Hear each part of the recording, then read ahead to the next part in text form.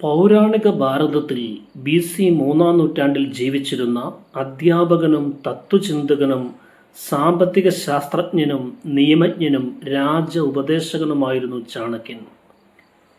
പുരാതന ഇന്ത്യൻ രാഷ്ട്രീയ ഗ്രന്ഥമായ അർത്ഥശാസ്ത്രം രചിച്ചത് അദ്ദേഹമാണ്.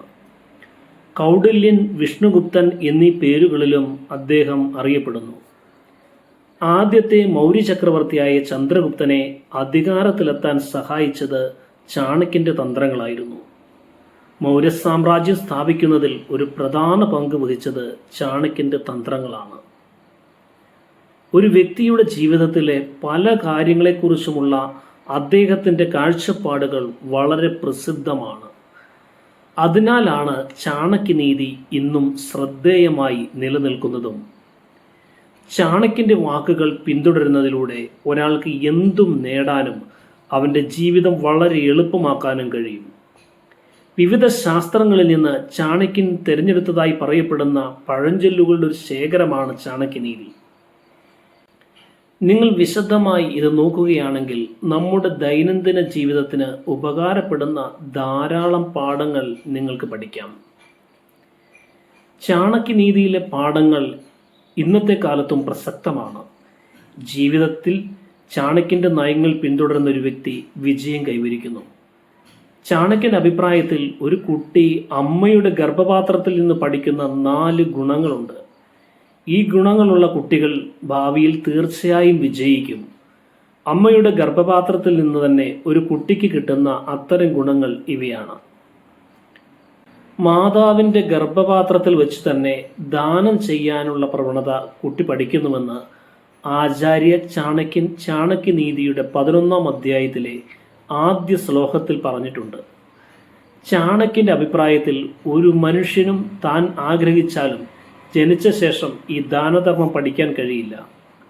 മാതാപിതാക്കൾക്ക് ദാനം ചെയ്യാനുള്ള പ്രവണതയുണ്ടെങ്കിൽ കുട്ടികളും അങ്ങനെ തന്നെയാകും. അവർ വളർന്നു വരുമ്പോൾ ദാനധർമ്മികളായി മാറും. ആചാര്യ ചാണക്യന്റെ അഭിപ്രായത്തിൽ കുട്ടികൾ അവരുടെ മാതാപിതാക്കളുടെ മൂല്യങ്ങൾ സ്വന്തമാക്കുന്നു. അത്തരമൊരു സാഹചര്യത്തിൽ മാതാപിതാക്കൾ നല്ല രീതിയിൽ മധുരമായി സംസാരിക്കുന്നവരാണെങ്കിൽ ഈ ഗുണം കുട്ടികൾക്കും സ്വയമേവ വരുന്നു. അമ്മയുടെ ഉദരത്തിൽ വെച്ചാണ് കുട്ടികൾ ഈ ഗുണങ്ങൾ പഠിക്കുന്നത്.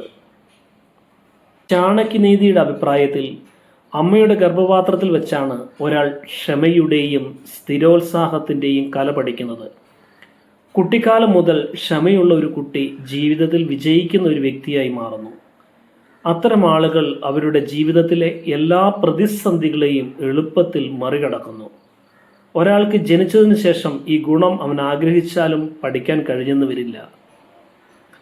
ചാണക്യനീതിയുടെ അഭിപ്രായത്തിൽ ഒരു കുട്ടി അമ്മയുടെ ഗർഭപാത്രത്തിലായിരിക്കുമ്പോൾ തന്നെ ശരിയും തെറ്റും സംബന്ധിച്ച് അറിവ് പഠിക്കുന്നു. മാതാപിതാക്കളുടെ മൂല്യങ്ങൾ കുട്ടിയിലും കടന്നു വരുന്നു. അതുകൊണ്ടാണ് ജനിച്ചതിന് ശേഷം ഒരു മനുഷ്യനും ആഗ്രഹിച്ചാലും ഈ മൂല്യങ്ങൾ പഠിക്കാൻ കഴിയാത്തത്.